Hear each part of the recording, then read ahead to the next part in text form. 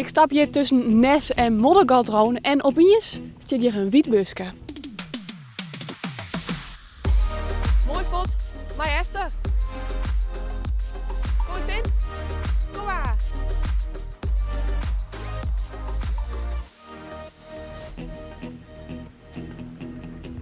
Johan, net nog een extra stoltje mij dan, denk ik. Nee, dat dacht ik al. Johan, een tussenstop maken bij de minicamper. Wat brengt jou hier?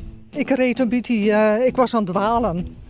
En toen ineens denk ik, hé, dit is een mooi plekje. Lekker op een wind.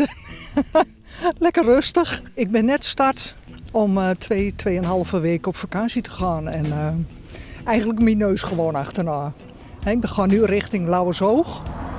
En dan zie ik wel waar ik terecht kom. En ik heb geen vast plan.